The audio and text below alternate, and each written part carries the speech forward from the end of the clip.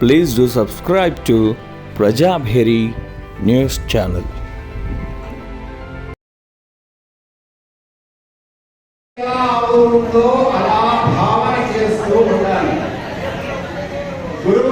చెప్పారు శ్రీకృష్ణుడికి 8 మంది, అందులో సూర్య పుత్రిక కూడా ఉంది. అందుకే సూర్యుడు వరుణుణ్ణి ఆపేసి వర్షాకాలంలో కూడా మీ కళ్యాణము మరియు మీ భోజనాలు మరి సస్యరక్షంగా మరి తోడ్పడడానికి ఆ వరుణుణ్ణి ఆపేసి ఆ సూర్య భగవానుడు మరి ఏదో రకంగా వర్ధిల్లుతున్నాడు. మరి ఒక సూర్య భగవానుని ప్రార్థిద్దామా? మనకు వేదవ్యాసుడు శ్రీమద్ భగవద్గీత ఇచ్చాడు. మరి భగవద్గీతలో 18 అధ్యాయాలు ఉంటాయి, కానీ మనకు 18 అధ్యాయాల పేర్లు తెలియదు. తెలిసిన వారు చేయబడి ఓకే. మొదటి అధ్యాయం 18 అధ్యాయాలు 3 యోగాలుగా విభాగించబడ్డాయి. 1 నుంచి 6 వరకు కర్మయోగము, 1 నుంచి 6 వరకు. మొదటి అధ్యాయం ఏంటంటే 7వది జ్ఞాన విజ్ఞాన యోగము, 12వది భక్తి యోగము. ఈ 6 అధ్యాయాలకు ఏమని పేరు? భక్తి యోగం. మరి 13వది ఏంటంటే క్షేత్ర విభాగ యోగము. మరి లాస్ట్ చివరి ఏంటయ్యా అంటే మోక్ష సన్యాస యోగము. ఈ 3 కూడా జ్ఞాన యోగము. అంటే భగవంతుడు ఏం చేశాడు అంటే కర్మ, భక్తి, జ్ఞాన ఈ 18 మెట్లు ఎక్కితే కనుక మోక్ష మార్గాన్ని మనకు అందిస్తాడు. అందరికీ మోక్ష మార్గం కావాలా లేదా మళ్ళీ మానవ జన్మ కావాలా మనమే నిర్ణయించుకోవాలి. మరి ప్రతిరోజు కూడా భగవద్గీత చదవడానికి మనకు కలియుగంలో సమయం లేదు. కావున భగవంతుడు ఏం చెప్పాడంటే 2వ అధ్యాయం సాంఖ్యయోగంలో 3వ శ్లోకం. దయచేసి ఈ ఒక్క శ్లోకాన్ని మనం ప్రతిరోజు చదివినట్లయితే భగవద్గీత అంతా చదివిన ఫలితము మనకు వస్తుందని గీతా మహాత్మ్యంలో మరి ఆ కృష్ణుడు ద్వాపర యుగంలో చేశాడని చెప్పాడు కదా. మరి ఆ రోజు మరి నిన్ననే భాగవతంలో చెప్పాడు కలియుగంలో మన పురుషుడు ఏ విధంగా ఉంటారు. మన భాగవతం దానికి వచ్చి కూడా ముచ్చట్లు పెడుతున్నామనంటే మరి మనము ఏ విధంగా మనము మసులుకుంటున్నామనేది నిన్న గురువు గారు మనకు చెప్పారు. మనం ప్రత్యక్షంగా చూస్తూనే ఉన్నాము. ఒకసారి ఈ శ్లోకాన్ని ఈ రోజు కనుక అన్నట్లయితే ఈ రోజు భగవద్గీత చదివిన సంపూర్ణ ఫలితం మీకు వస్తుంది. దయచేసి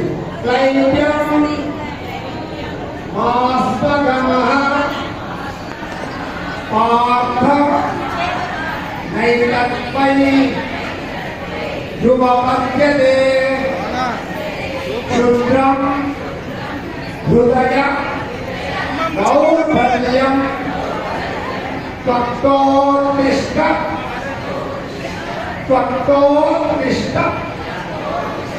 పరంతప అంటే అర్జునుడు.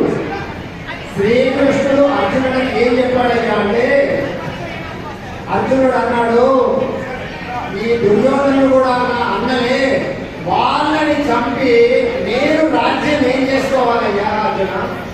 మన కుటుంబం ఉంటుంది కదా, కుటుంబంలో అన్న తమ్ముడు అందరితోని మనం పోట్లాడి సంతోషంగా ఉండగలమా? ఒక కుటుంబంలోనే మీరు ఆలోచించండి. అందరితోని సంతోషంగా ఉంటేనే మనం సంతోషంగా ఉంటాము, అవునా కదా? మరి పోట్లాటలు పెట్టుకుంటే మనం సంతోషంగా ఉండగలమా? ఉండలేదు. మరి ఒక్క కుటుంబంలో ఇలాగే ఉంటే మరి ఆ కౌరవులు నా అన్నదమ్ములను చంపి నేను ఎలా సంతోషంగా ఉండాలయ్యా?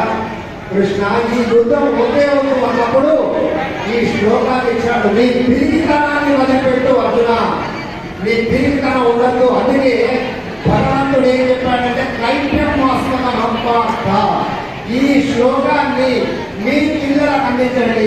ఎందుకంటే భవిష్యత్ తరాల్లో మనకు తెలుసు భగవద్గీత, కానీ మన పిల్లలకి తెలియదు. అత్తగారు పిల్లలైన తర్వాత కోడలు ఏమిస్తున్నాయి అంటే 7 వారాలు నడుస్తుంది. అవునా కదా? మరి ప్రతి తండ్రి కూడా కొడుక్కి 7 గ్రంథాలని బహుమతిగా ఇచ్చి మరి వాటిలోని సారాన్ని ఆ పిల్లలకు తెలియజేయాలి. ఈరోజు కంటే సాఫ్ట్వేర్ ఏదో అంతగా ఉన్నారు, కానీ ఆ పిల్లలు మన దగ్గరికి ఆదివారం నాడు వచ్చినప్పుడు మనం ధారాళంగా ఉంచండి, తప్పు లేదు. కానీ ఈ భగవద్గీత, భారతము, శ్రీమద్ భగవద్గీత, ఈ సారాల రామాయణము, ఈ సారాలన్నీ మీరు చదివి అరే నా కొడుక నేను ఈ సారాలన్నీ తెలుసుకొని ఇంత పైకి వచ్చాక నువ్వు సాఫ్ట్వేర్ యుగంలో ఉన్నావు, మరి నువ్వు ఇక్కడ బిజినెస్ వస్తే నువ్వేం చేయలేవు, నీకు ఒక కంప్యూటర్ మాత్రమే తెలుసు అని చెప్పి ఈ సారాలన్నీ వారికి ఇవ్వాలి. అవునా కదా? 7 గ్రంథాలని ప్రతి తండ్రి కూడా ప్రతి కొడుకు ఇవ్వాలి. అత్తయ్యే కోడలి 7 వారాలు ఎలా ఇస్తుందో ప్రతి తండ్రి కూడా ఆ విలువ యొక్క సారాన్ని ఇచ్చి ఈ క్లైప్యం వాస్తవ పాఠాన్ని మీరు భగవద్గీతను తెరిచి 2వ అధ్యాయము 3వ శ్లోకము ఇది ప్రతి ఒక్కరు కూడా మీరు మీ ఒక్కరికి కూడా తెలియజేయండి. ఇది ఇలాగే పోతే కాదు, ఇక్కడ 100 మంది ఉన్నారు, అది కాదు. మీరు నేర్చుకున్నారు, మీ పక్కింట్లో మీ పిల్లలకు నేర్పియండి. వాళ్ళ అంటారు, వాళ్ళు ఆడుకుంటారు, వాట్సాప్ చూస్తారు, ఈ రీల్స్ ఇవి చూపెట్టకండి. వాట్సాప్ సమాజానికి ఉపయోగపడేలా మరి ఆధ్యాత్మికమైన మార్గంలో మీ పిల్లల్ని ప్రయాణింపజేయండి. ఇంకొక శ్లోకం, ప్రతి వారిని కూడా మనిషికి కోపం తొందరగా వస్తుంది. ఆడవాళ్ళకైతే టీవీ రిమోట్ దొరకకపోతే కోపం, మరి మగవాళ్ళకి ఎందుకు కోపం వస్తుంది అంటే ఆఫీస్కు బయలుదేరేటప్పుడు బండికి దొరకదు, అప్పుడు చర్మన కోపం వస్తుంది. అలాంటి కోపాలు ఎప్పుడు కూడా పనికిరావు. అందుకే భగవద్గీతలో కూడా ఎప్పుడు సమాజానికి ఉపయోగపడే విధంగా చాలా శ్లోకాలు ఉన్నాయి. క్రోధాత్మవతి సమ్మోహాత్ స్మృతి విక్రమ, స్మృతి ప్రక్షాత్ బుద్ధినాశాత్ ప్రణశ్యతి.